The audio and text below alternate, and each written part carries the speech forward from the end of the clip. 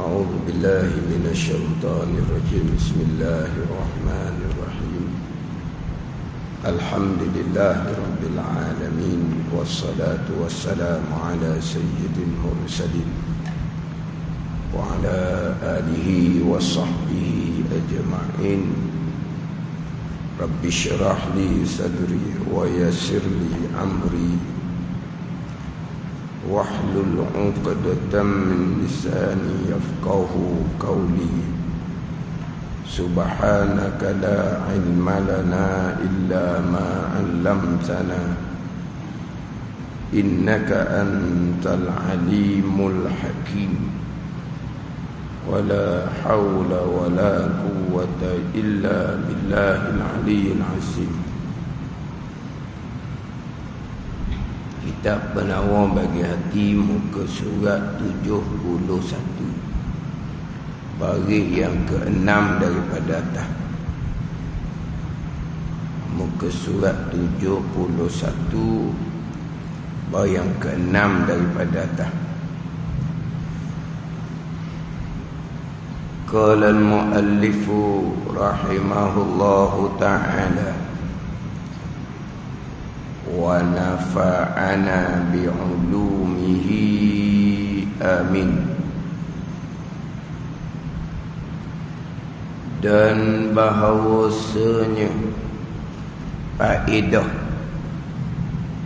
bagi harap itu gemar. Gemar tu khabar, bahawasanya khabar anna.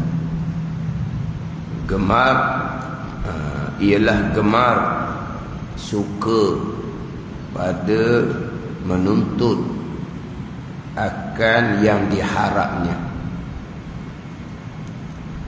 Dan faedah bagi takut itu gemar, ialah gemar suka pada lari daripada yang ditakut itu. Dan bahawasanya faedah bagi harap itu, dan bahawasanya ni balik kepada umbi di muka 70 tu lah. Dia ataf pada kata bahawasanya takut itu seperti cemeti. Ada muka 70 baris atas sekali. Ketahui olehmu bahawasanya takut itu seperti cemeti. Kemudian turun ke bawah, baris yang ke-6 daripada bawah. Dan bahawasanya harap itu menyalahi ia akan cita-cita. Dan bahawasanya ke atas itulah. Dan bahawasanya, dan ketahui olehmu bahawasanya faedah bagi harap itu, apa faedah dia? Gemar, yakni suka pada menuntut akan yang diharapnya. Itu faedah bagi harap, yakni rajak. Gemar, suka pada menuntut akan yang diharapnya. Apa yang diharapnya? Yang diharapnya rahmat, keampunan Allah, syurga Allah subhanahu wa ta'ala. Harap akan rahmat, keampunan Allah subhanahu wa ta'ala, dan harap akan syurga Allah subhanahu wa ta'ala. Jadi faedah kegunaan bagi harap ni gemar pada menuntut. Gemar pada menuntut yang diharapnya, menuntut akan rahmat dan keampunan. Menuntut rahmat dan keampunan, untuk dapat rahmat dan keampunan Allah subhanahu wa ta'ala, dia ada jalan dia. Menuntut akan yang diharapnya, syurga Allah subhanahu wa ta'ala, menuntut akan digemar, ada jalan dia. Sebagaimana ayat yang di atas, didatangkan ayat di atas tu yang menjadi perbezaan antara rajak, harap akan rahmat dan keampunan Allah. Satu laginya umniyah, angan-angan. Nak jugalah, macam harap jugalah. harap juga nak akan rahmat dan keampunan Allah, tetapi tidak menjalani jalan dia. Itu dia panggil umniyah, angan-angan kosong yang dicela pada syarak itunya.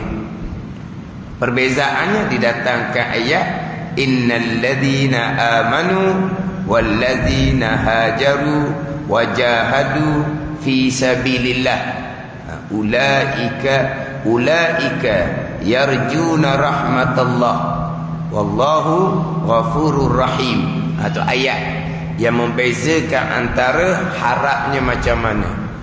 Harap ni dimulai dengan innal ladzina amanu, bahawasanya mereka yang beriman.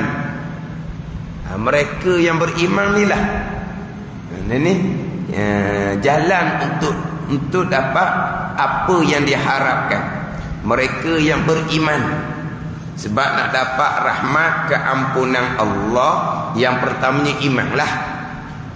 Kemudian harap akan syurga Allah Subhanahu wa ta'ala. Syarat syurganya imanlah. Itu dimulai dengan innal ladzina amanu, bahawasanya mereka yang beriman, yang lengkap ke-6 rukun iman. Rukun iman ni rukun yang hakiki, rukun yang sebagai rukun wudu, rukun sembahyang lah, rukun yang hakiki. Apa dia rukunnya? Ma yatawaqqafu alaihi sihhatus syai'.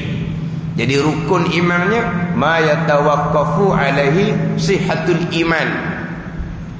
Rukun ni barang yang terhenti atasnya oleh sah iman. Nak sah iman kena lengkap ke-6 rukun iman baru sah. Setakat beriman dengan Allah, Allah ada, Allah sedia, Allah kekal, itu ialah itu beriman dengan Allah. Dan beriman, nak sah juga imannya beriman dengan qada dan qadar Allah. Itu beriman dengan Allah yang esa pada perbuatan, beriman dengan Allah yang bersifat dengan kudrah, yang bersifat dengan iradah, yang bersifat dengan ilmu. Itu beriman dengan qada dan qadar Allah. Lengkap ke-6 rukun iman, barulah mereka yang beriman. Sebaliknya, kalaulah dia yang banyak terpesong adalah pada rukun iman yang ke-6, beriman dengan malaikat. Tak ada lah orang Islam ni beriman belaka dengan malaikat. Tak ada. Malaikat mana malaikat? Malaikat ni cerita tahyul, contohlah. Tu orang tak beriman.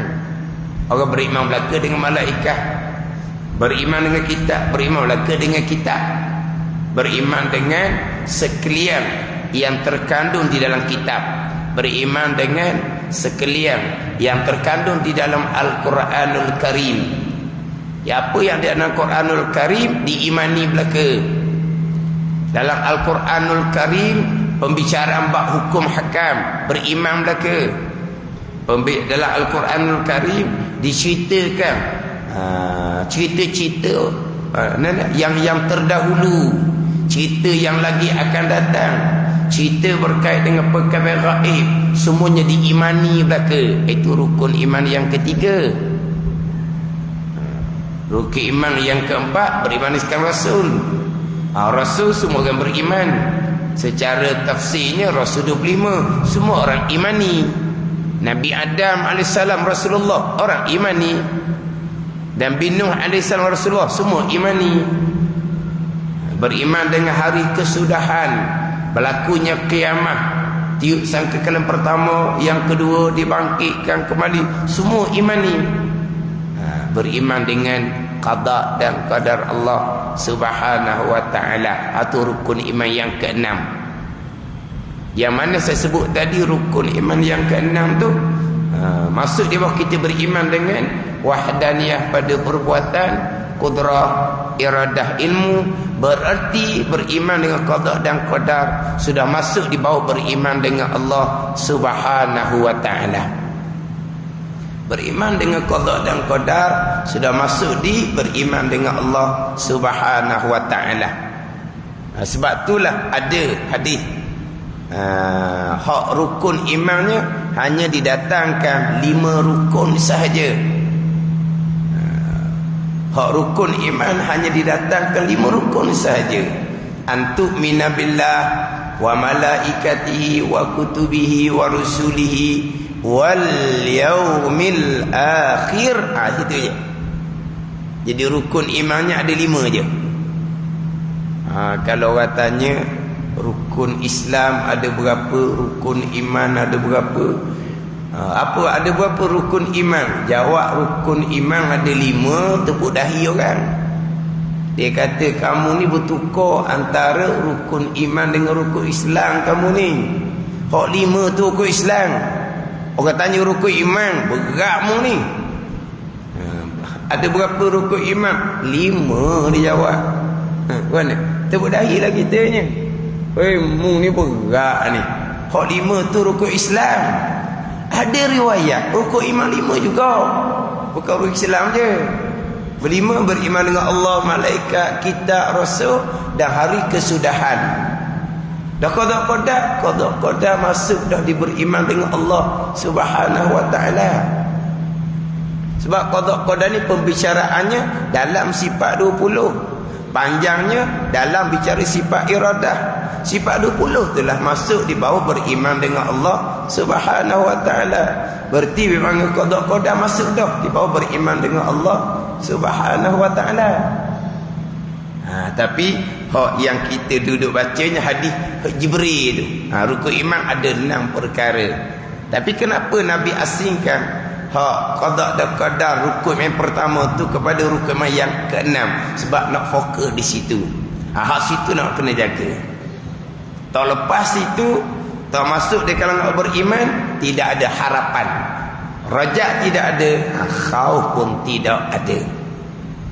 Di situlah daripada awal Islam pun, di situlah hak paling banyak terpesong. Hak paling banyak terpesong adalah hak di rukun iman yang ke-6. Hak paling banyak terpesong. Bahkan timbul sebelum Imam Syafi'i lagi. Sebelum daripada masa Imam Syafi'i lagi, timbul dah golongan yang menafikan orang Islam, yang menafikan qada Allah serta menafikan ilmu Allah. Itu sebelum daripada masa Imam Syafi'i. Imam Syafi'i kurun yang kedua, tabi'in Imam Syafi'i ni. Tapi masa itu sudah sebelum daripada Imam Syafi'i. Kemudian pupuh pada masa Imam Syafi'i. Hak golongan dia panggil golongan Qadariyah. Qadar mana? Qadar mutaqaddimun lah. Qadar yang timbul di awal Islam. Golongan ni orang Islam yang menafikan qada Allah. Allah menjadikan langit dan bumi segala-gala, tapi apa yang berlaku kemudian Allah tidak menentukan serta Allah tidak mengetahui. Ini hak kafir ni. Mana orang Islam ni timbul dah di awal Islam. Hak terpesong dalam rukun iman yang ke-6. Sampailah sekarang. Kalau bicara bab rukun iman ke-6 ni, hak ni lah hak paling banyak terpesong. Ada ni. Kadang-kadang bicara bab sifat 20, comel je kita dengar, comel. Comel saya pernah dengar lah. Dia cerita tu memang dengan bahasa yang standard lah. Zat, sifat, ta'aluk sifat. Di situ tu standard bahasa dia. Kita dengar mudah faham. Pada ni. Dia pun kalau kata Khawarij, sekarang ni golongan yang macam mana? Murji'ah, sekarang ni golongan macam mana? Ayalah tahu. Khawarij Murji'ah tu dahulu. Tapi sekarang ni Khawarij macam mana? Mereka yang mudah-mudah mengkafirkan orang Islam. Murji'ah ni macam mana pula? Mereka yang tak peduli bab dalaman. Hak zahir je. Walaupun nampak begini, mana hak hati je, hak hati je. Zahir nampak karuk-karuk ni dalam baik. Ni dia letak tu Murji'ah, dia kata. Lepas tu dia datangkan pula hak Jabariyah kalau sekarang ni, Qadariyah kalau sekarang ni, hak peseng macam mana? Pada ni Comel mana cerita. Nak lepas daripada Jabariyah, tu terlajak kepada Qadariyah, orang yang sama. Nak lepas dari Jabariyah ni, Jabariyah ni jenis pasrah, tak ada benda kita ni. Macam mana contoh tak ada. Lepas tu tunggu je lah. Dia kata apa saya? Mengapa? Pasrah. Tak ada pasrah. Hak Qadariyah ni hak ekstrim. Ekstrim macam mana? Kita. Jadi sombong angkuh. Ni Qadariyah. Kita yang mengadakan, kita yang menjadikan kita ekstrim. Tu Qadariyah. Jabariyah ni pasrah, tak ada. Dia cerita tu nah. Tapi nak lari daripada Qadariyah, dia tu pergi kepada itu sehamba kita ada, kita lebih kebebasan sebebas-bebasnya. Tidak sedar, itulah Qadariyah. Tapi cerita tu comel. Tapi kalau bicara betul benar, anda masuk pada qada, baik kita usaha, itu bukan ahli sunnah wal jamaah. Ni cerita ni. Ni dah radio ni. Bukan ceramah sejik surat kecil-kecil, bukan ni. Tak ada situ ni. Innal ladzina amanu tatma'innu. Sebab apa? Sebab akidah Qadariyah ni khilaf pada kafir. Imannya sah ataupun satu pandangan imannya sah tapi belum sah. Satu pandangan kafir, iman tidak sah. Islam pada hukum dunia saja, kafir hukum akhirat, tak sah iman. Nak yang pertama tu, innal ladzina amanu tu, barulah ada harapan. Wallazina hajaru, mereka yang berpindah asalnya daripada negeri kufur kepada negeri yang iman, asal daripada Mekah ke Madinah, berhijrah daripada kemaksiatan kepada ketaatan, berhijrah daripada kejahilan kepada pengetahuan. Kena hijrah, takkan nak kekal jahil gitu. Nak kekal jahil gitu, hijrah. Wajahadu fi sabilillah, dan bersungguh-sungguh berjuang mereka itu, berjihad mereka itu pada meninggikan agama Allah Subhanahu wa taala. Mereka yang beriman ni mereka yang bersungguh-sungguh untuk meninggikan agama Allah. Nak menirikan agama Allah dan diri kitanya, taat zahir, taat batin. Tapi mereka yang bersungguh-sungguh berjuang untuk meninggikan agama Allah dalam diri, contohnya mereka yang beriman. Mereka yang beriman, berakidah, kemudian berjuang bersungguh-sungguh untuk meninggikan agama dalam diri. Mana? Taat zahir, taat batin, wajib sunat. Mereka yang seumpama nilah, bermula mereka itu harap akan rahmat Allah. Mana yang mengharapkan akan rahmat Allah? Mengharapkan akan rahmat Allah yang sungguh, bukan umniyah. Mereka yang betul-betul beriman, mereka yang betul-betul bermujahadah, berjuang untuk menegakkan, untuk meninggikan agama Allah dalam diri, keluarga dan negara. Inilah mereka yang mengharapkan akan rahmat Allah. Tapi sebaliknya, mereka yang tak peduli beriman itu mereka yang bukan mengharapkan rahmat Allah, tapi mereka yang umniyah, angan-angan kosong. Dan Allah Ta'ala amat pengampun lagi amat kasih sayang. Nak dapat pengampunan Allah Subhanahu wa Ta'ala mereka yang beriman, mereka yang bermujahadah untuk meninggikan agama Allah. Mereka yang nak dapat kasih sayang Allah. Kasih sayang Allah khas kepada orang-orang yang beriman sahaja. Yang kalau biasa kita ustaz-ustaz kan di awal kita tu Bismillahirrahmanirrahim tu kan, dihura asma Allah, dihura asma ar-Rahman, dihura asma ar-Rahim. rahmat Allah luas kepada sekalian makhluk Allah, beriman ke, kafir ke, taat ke, maksiat ke, Allah Ta'ala maha pemurah umum. Tetapi rahim Allah khas tertentu hanya kepada mereka-mereka yang beriman. Mereka beriman inilah mereka yang harap akan rahmat Allah. Mereka yang beriman yang akan dapat pengampunan daripada Allah. Mereka yang beriman adalah mereka yang akan dapat rahim kasih sayang daripada Allah Subhanahu wa taala. Ini kena letak molek. Hak dalam ayat ni lah orang yang raja, yang harap. Perbezaan dengan orang yang umniyah. Kalau tidak berjalanan hak dalam kitab ayat ni, harap juga. Beriman akidah macam mana? Ini berjuang untuk meninggikan agama Allahnya macam mana? Nak meninggikan agama Allah dalam diri, keluarga dan negara. Nak meninggikan agama diri inilah taat zahir, taat batin. Tapi dia mulai dengan innal ladzina amanu. Kalau tak ada itu bukan rajak, itu umniyah, itu perbezaan dia. Itu perbezaan dia. Jadi susunan dalam kitab penawar bagi hati ni comel sangatlah. Hak ni hak fardu ain kepada kita ni. Hak ni dia panggil permulaan belajar ilmu tasawuf. Permulaan. Kitab penawar bagi hati yang sama dalam kitab Hidayatus Salikin. Cuma Hidayatus Salikin tu nak sapa pembicaraan dalam kitab penawar bagi hati ni, tu setengah kitab orang kali. Tapi adalah sebab dalam kitab penawar bagi hati ni dia ada 3 tajuk besar kan.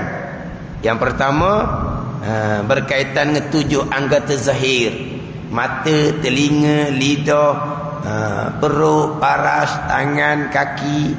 Kemudian yang kedua, tajuk yang keduanya 10 sifat kecelaan.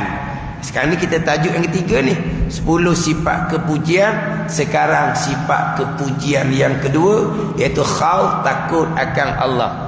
Jadi ada 3 tajuk ni dalam kitab Perawati. 3 tajuk ni ada dalam kitab Hidayatus Salikin. Bermula pada bab yang ketiga, bab yang keempat, bab yang kelima. Tapi nak sapa bab ketiga itulah tengah kitab dah. Jadi permulaan betulnya Hidayatus Salikin. Minhajul Abidin itu pertengahan. Naik pada Sirrus Salikin, naik kepada hikam. Hikam tu tak sah hakikat. Orang nak ngaji kita hikam ni tak sah syariat, kemah molek dah. Ilmu amal, ilmu amal. Hak tasawuf syariat comel ilmu amal ni fadhail tauhid bekoh awal-awal selesai dah. Kalau naik kita hikam, hak tasawuf fardu ain pun cakap cemakin, fadhail tauhid bekoh tasawuf pun cakap cemakin, itu bukan jalan ilmu yang sebenar. Dia ada susunan-susunan dia. Letak molek susunan-susunan. Itu susunan ilmu tasawuf. Tasawuf syariat mana, tasawuf hakikah mana, itu susunan ilmu tasawuf. Susunan ilmu pula tasawuf duduk nombor 3. Yang pertama ilmu tauhid, yang kedua ilmu fiqh, yang tiga ilmu tasawuf. Itu susunan kitab Minhajul Abidin. Itu susunan kitab Ihya Ulumuddin. Itu susunan kitab Hidayatus Salikin. Itu susunan dia. Dan itu dia juga susunan kitab Arba'in fi Usuluddin karangan Imam Ghazali rahimahullah. Tapi kalau pergi pada tasawuf, tauhid fiqh, tak peduli atau bukan tasawuf tu. Itu tasawuf dia panggil. Ada ni. Jadi hak dalam kitab Manawati ni hak permulaan. Kena masuk molek. Kita habis kitab Manawati ni bukan habis gitu. Bukan habis. Kitab pernah bagi hati. Kalau habis banyak kali dah, banyak tempat dah, banyak guru dah. Tapi ilmu di dalam ni macam mana? Susunan dalam kitab ni macam mana? Sebab berkait dengan sifat kecelaan 10, berkait dengan sifat yang 10 tu, ilmu kena sentiasa. Sebab apa? Sebab sifat kecelakaan 10 tu kita kena sentiasa pelihara di hati kita. Sifat kepujaan 10 ni, oh ni kewajipan kepada kita sentiasa. Hak fardu ain. Ini hak fardu ain.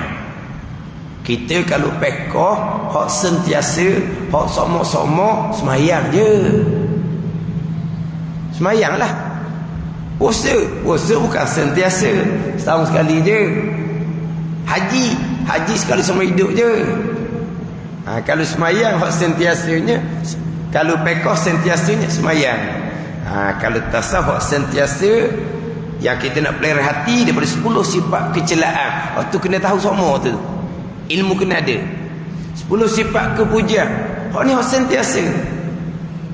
Sentiasa bertaubat kepada Allah, sentiasa khauf takut akan Allah, sentiasa zuhud berpaling hati daripada dunia, sentiasa syukur, sentiasa sabar, bukan ada masa-masa. Ikhlas, tawakul, redha, ada masa? Tak ada masa, sentiasa sepanjang masa. Sepanjang masa, tak ada masa. Di sepanjang masa semayang, walaupun semua-semua pun ada masa. Masa ni selesai dah, beres dah, tak apa dah. Nanti masuk waktu lain pula, masuk waktu lain pula. Ada pun hak bab pelihara hati daripada maksiat batin, ini bersifat dengan sifat kepujian. Hak ni hak sentiasa. Habis kita ilmu ni kena ada. Mana apa kita kena sentiasa mengapa? Murajaah. Murajaah lah. Kena dengar semua. Ada orang ni dia tak pandai nak murajaah. Lepas tu dia nak dengar orang mengajar je. Ada pula mengajar belum mati, dia dengar pula sebagai murajaah dia. Murajaah sendiri, belajar sekali je. Ada orang pesen gitu, dia mengulang, dia malah. Lepas tu dia mengulang mana? Mengulang belajar. Lepas tu akhirnya kitab yang sama. Belajar sekali, murajaah sepanjang masa. Tapi dah dia malah nak murajaah, dia ulang belajar. Tak ada apalah. Akhirnya kitab yang sama. Tak apa dah. Memang tak apa dah. Tapi tak ada peningkatan ilmu. Hanya qada fardu ain. Dia kata tak apa dah juga. Tak apalah. Kalau hemos qada tu. Memang ada orang dia kata nak baca minta maaf. Lepas tu macam mana? Kita belajar je lah. Lepas tu apalah sama pun. Sebab apa? Nak murajaah, nak baca sendiri tu malah. Mana hak nak kitab susunan ini molek satu. Tu belum kitab Minhajul Abidin lagi tu. Kalau Minhajul Abidin bicara bab khauf dan rajak ni, panjanglah. Bicara khauf dan rajak ni lebih halusi lagi daripada kitab nak bagi hati. Tapi waktu tasawuf yang pertengahan, hanya tasawuf yang permulaan. Nak betul-betul kita ni orang yang mengharapkan rahmat dan keampunan Allah, bukan orang yang umniyah, orang yang angan-angan. Mana orang mengharapkan rahmat Allah? Mereka yang beriman tu permulaan dia. Inilah yang mengharapkan rahmat, keampunan Allah, dan mengharapkan akan rahim, kasih sayang daripada Allah Subhanahu wa ta'ala. Dan bahasa faedah bagi harap itu gemar pada menuntut akan yang diharapnya. Sukalah pada menuntut akan yang diharapnya, pada menuntut rahmat, keampunan Allah, menuntut syurga Allah. Nak menuntut akan rahmat dan keampunan Allah. Tadi mereka yang beriman, mereka yang berjuang, bermujahadah untuk meninggikan agama Allah Subhanahu wa ta'ala, diri, keluarga dan negara. Itu jalan untuk dapat apa yang diharapkan. Nak menuntut akan yang diharap ni, jalan dia tadi lah. Maka jalan permulaan dia apa? Ilmu lah. Itu jalan permulaan. Suka pada menuntut akan yang diharap, suka, gemar nak menuntut akan yang diharap ni, ilmu tu jalan dia. Maka gemar kepada ilmu dan amal. Gemar kepada ilmu dan amal. Sebab apa? Sebab ilmu dan amal itulah untuk dapat apa yang diharapkan. Nak tuntut akan yang diharapkan ilmu dan amal, maka gemar kepada ilmu dan amal. Itu orang yang faedah daripada bagi harap. Faedah bagi harap.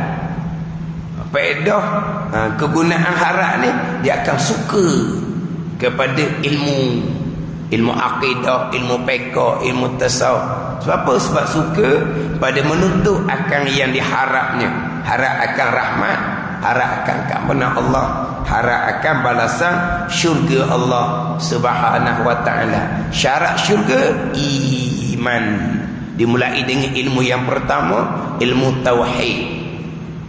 Syarat syurga direct, tanpa dibakar dalam neraka Jahannam. Alladzina amanu wa amilus solihat. Wa amilus solihat mana? Ta'at zahir, ta'at batin. Permulaannya ilmu fadhil fiqh, ilmu fadhil tasawuf. Itu syarat untuk syurga Allah direct. Syarat syurga iman. Syarat syurga direct, tanpa terdahulu neraka dibakar neraka Jahannam, beriman dan beramal soleh. Itu nak harap akan syurga, gemar pada menuntut akan yang diharap, gemar pada ilmu dan amal. Dan faedah bagi takut itu, faedah bagi takut itu, apakah kegunaan khauf? Gemar pada lari daripada yang ditakutnya. Gemar pada lari daripada yang ditakutnya. Apa yang ditakutnya? Takut akan kemurkaan Allah Subhanahu wa taala. Takut akan neraka Allah Subhanahu wa taala.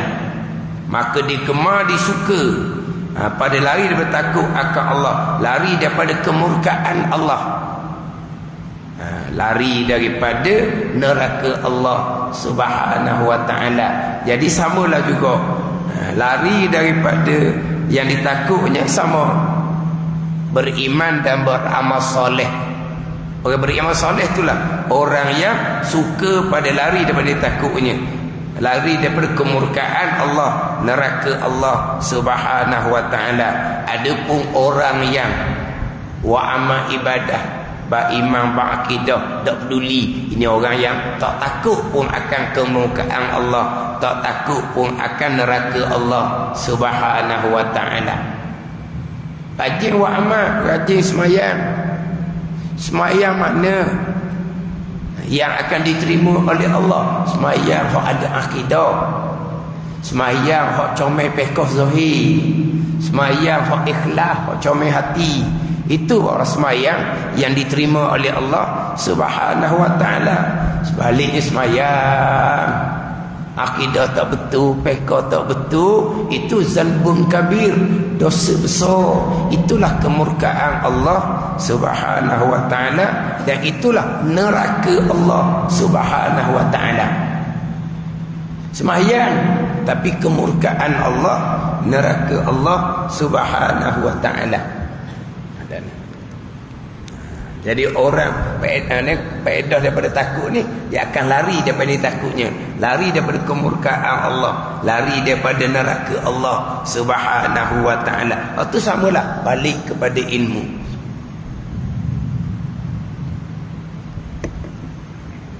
Lepas tu saya sebut ulang-ulang dalam kitab Minhaj tu, permulaan bicara khauf darajat apabila betul bagimu jalan tu dia. Bila betul bagimu jalan akidah betul, jalan zahir fiqh betul, jalan tasawuf betul, barulah panjang-panjang pergilah kepada khauf dan rajat. Dan barang siapa harap ia akan sesuatu, nescaya menuntut ia barang siapa akan sesuatu. Itulah harap akan rahmat, keampunan, syurga. Dia akan tuntutlah untuk dapat rahmat, keampunan dan syurga Allah Subhanahu wa taala.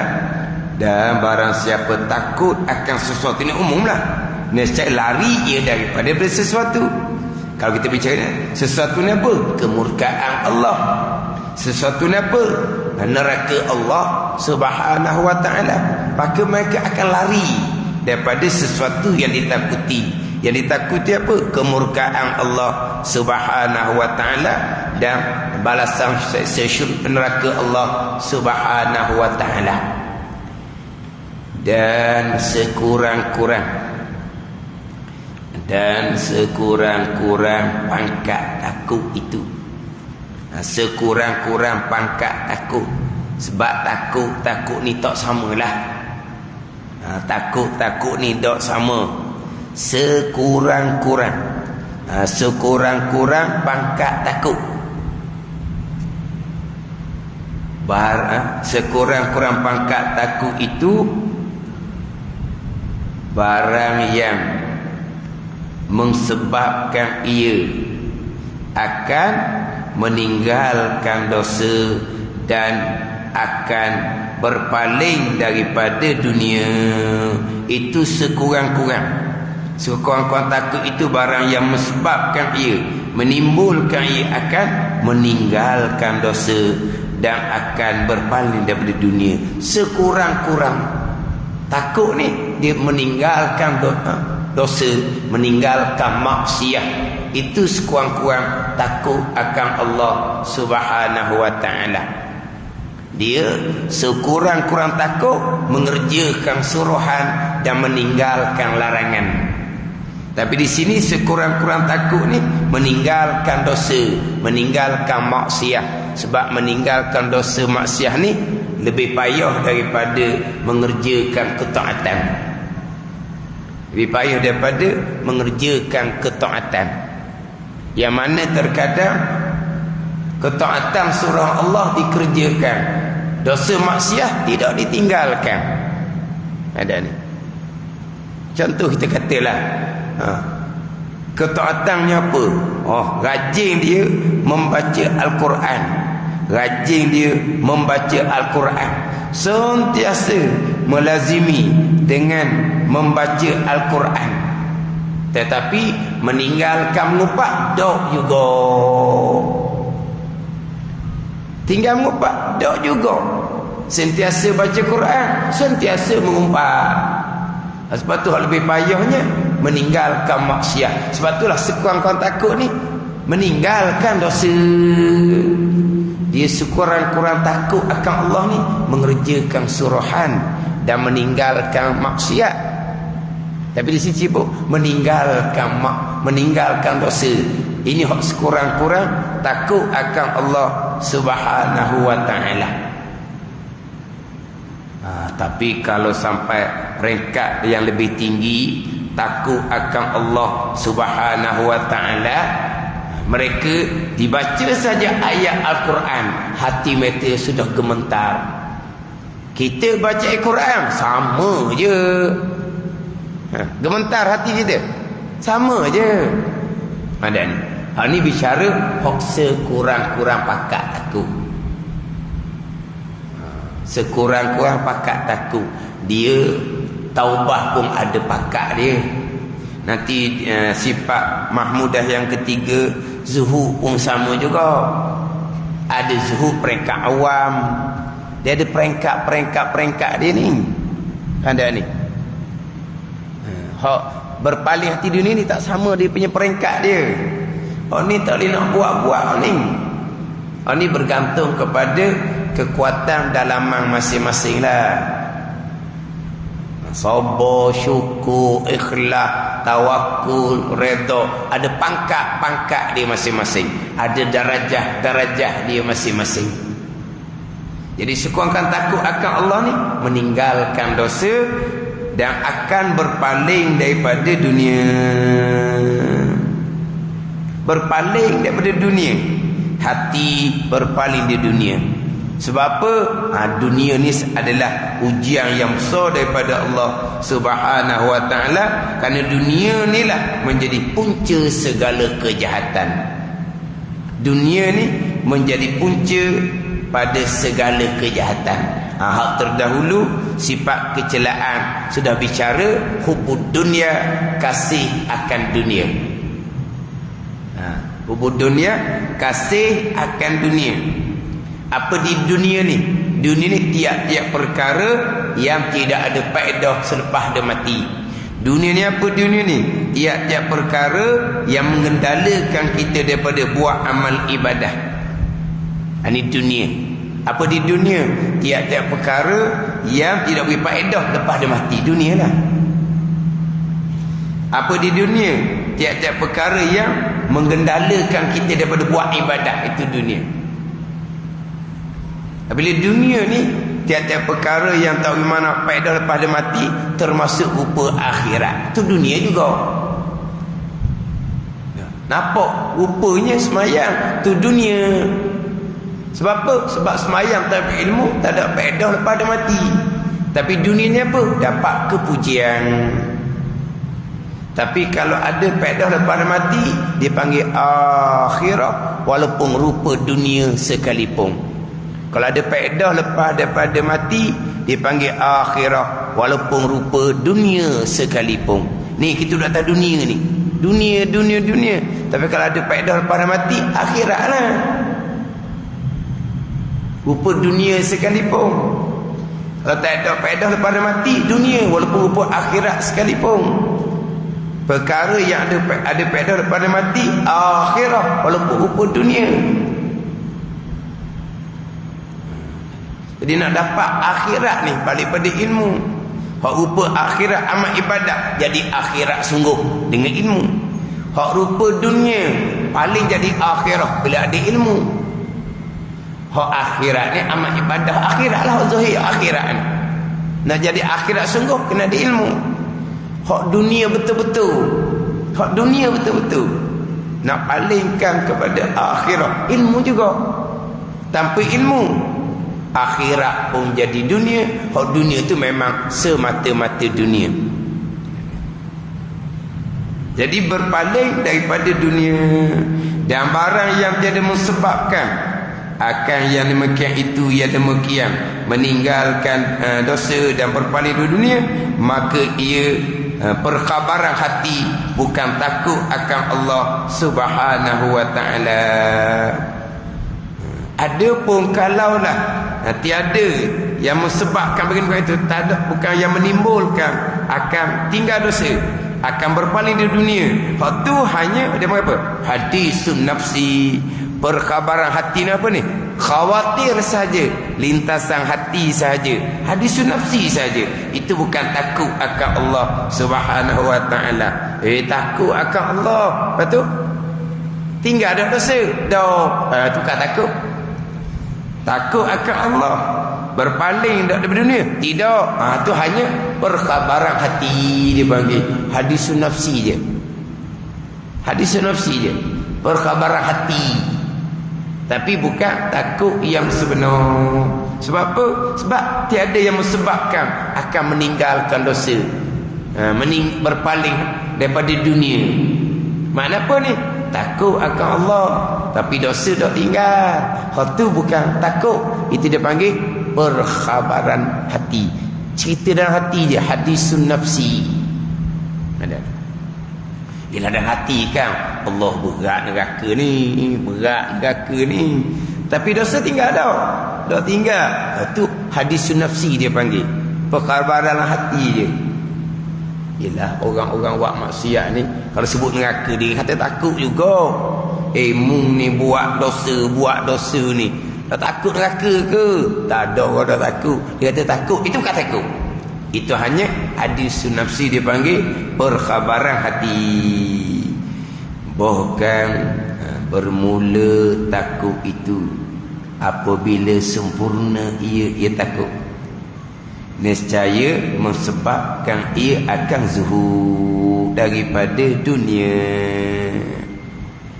Bila takut yang sempurna, nescaya menyebabkan ia takut yang sempurna ni akan zuhud daripada dunia, berpaling hati daripada dunia. Bila takut tu takut yang sempurna. Dia takut akan neraka Allah Subhanahu wa ta'ala, maka hatinya berpaling daripada dunia. Mana dunia? Yang tidak beri manfaat lepas daripada mati. Terutama sekali dunia yang menyebabkan terbeban di hari akhirah. Kena faham molek ni, dunia-dunia ni bukan buang dunia, bukan, kena faham. Dunia dicari paling kepada akhirah. Sebab apa? Sebab takut akan neraka Allah di pada mahsyar. Kalau dunia semata-mata dunia, panjang hisab. Kalau dunia pula ni hak maksiat, siksaan daripada Allah Subhanahu wa taala. Tapi kalau dunia tu dipaling kepada akhirah, panjang hisab. Tapi satu hisab mana? Satu hisab dunianya balasannya syurga. Hisab dunia panjang-panjang, akhirnya syurga, tinggi darajah di sisi Allah Subhanahu wa taala. Memang orang banyak dunia, panjang hisab dia. Tapi panjang hisab pun dunia jadi akhirat belaka. Hisab, akhirnya syurga, darajah yang tinggi. Ada ni. Kalaulah panjang hisab, tidak ada manfaat lepas mati, tak ada dosa, tak akan dapat darajah dalam syurga, tapi dah kena neraka. Hak dunia, hak panjang hisab yang menyebabkan masuk neraka, dunia yang mana dunia digunakan untuk maksiat. Maknanya kalau orang banyak dunia, tak paling kepada akhirah, tapi dunia tak ada maksiat, tak akan diseksa. Panjang hisab tapi tak akan diseksa, tapi sia-sia sahaja. Panjang hisab, tak ada pun bertambah pahala, tak ada pun bertambah darajah dalam syurga. Biar dunia banyak, panjang hisab yang panjang tu akan meningkatkan darajah dalam syurga. Mana dunia mana ni? Dunia yang dipalingkan jadi akhirah. Jadi bila sempurna akan takut, sempurna ia takut tu nescaya menyebabkan ia akan zuhud daripada dunia. Maka sekarang menyebut hamba Syekh Qadir Al-Mandili akan zuhud dan maknanya. Wallahu a'lam. Bab yang ketiga pada menyatakan zuhud. Disusun gitu. Mula-mula taubah, yang menimbulkan taubah, takut akan Allah. Yang kedua zuhud, yang kedua khauf, takut yang sempurna akan menimbulkan zuhud. Dia cerita pula hak berkaitan dengan sifat mahmudah yang ketiga, iaitu zuhud, berpaling hati daripada dunia. Berpaling hati di dunia, bukan buang dunia di tangan. Kena faham molek, zuhud lain, fakir lain. Kita tengok orang fakir, zuhudnya dia dah semestinya. Tengok orang hak kaya kok, dunianya dia. Ni tak betul gitu. Kita tengok orang miskin, dia letak zuhud. Kita tengok orang kaya, letak ahli dunia. Orang miskin ni ada yang zuhud, ada yang kasih akan dunia, tamak dunia tapi rezeki dia kurang. Ada orang kaya tapi hati dia zuhud, dan memang ada orang kaya yang hatinya kasih akan dunia, kasih akan harta. Mana apa ni? Makna orang kaya, orang miskin, ada yang zuhud, ada yang kasih akan dunia, kasih akan harta, tamak akan harta. Zuhud ni bicara hati, bukan bicara zahir.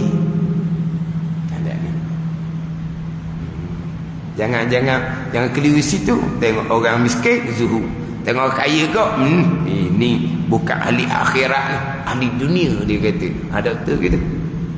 Ini hak bicara berkaitan dengan zuhud, berpaling hati di dunia. Apabila sempurna takut, akan timbul zuhud, berpaling hati daripada dunia.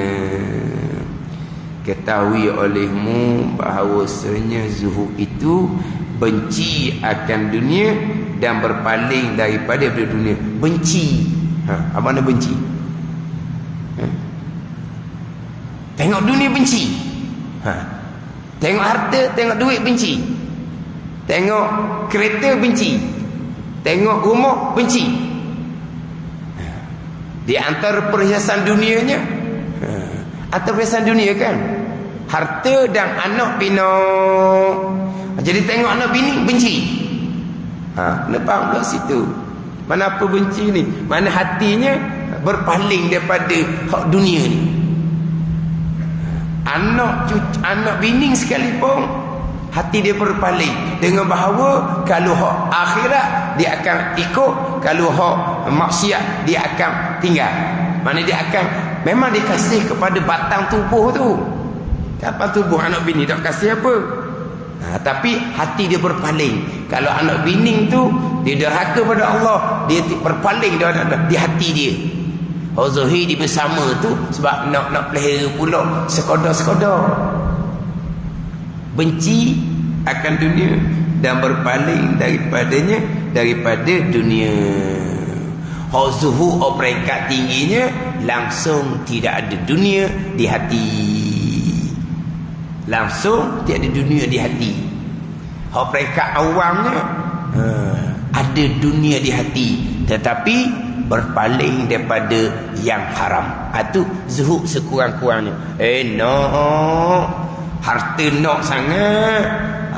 Tapi kalau jalan haram tak sama sekali. Rugi ni. Kalau lepas ini berjayalah kamu, untung besarlah kamu. Tapi kena jalan hak rasuah lah contohnya. Dah. Kalau jalan tu jalan salah, dah. Kan nak dunia yang halal. Itu sekurang-kurang zuhud. Zuhud mana? Berpaling hati daripada dunia yang diharamkan oleh Allah Subhanahu wa ta'ala. Wallahu a'lam. Jadi malam ni macam minggu lepas jugalah, maghrib lah. Isyak tadi nak pergi dah. Maghrib je. Yang gitulah. Kemudian minggu depan tu cutilah sekali. Hari Khamis tu 10 Zulhijjah. Hak malam tu cuti lah. Jadi cuti hari Khamisnya hak Masjid Bukit Besar Duha. Lepas tu hak Masjid Ladang lah.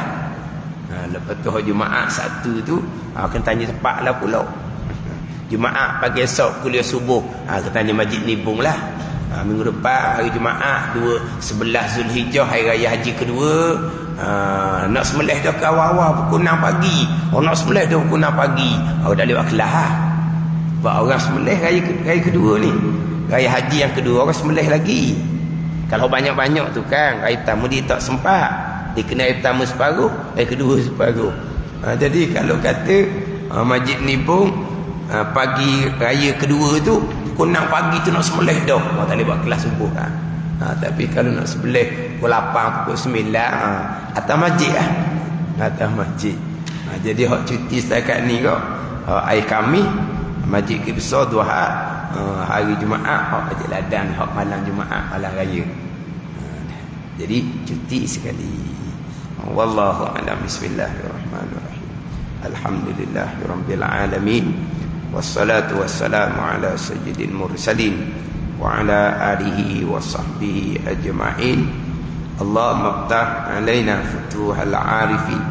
Allahumma allimna ilma aqdamin wa fahmna famasabiqin warzuqna ruqat talibin. Allahumma zidna ilman wa alhiqna bis salihin. Wa sallallahu ala sayyidina Muhammadin wa ala alihi wa sahbihi wa sallam. Walhamdulillahi rabbil alamin.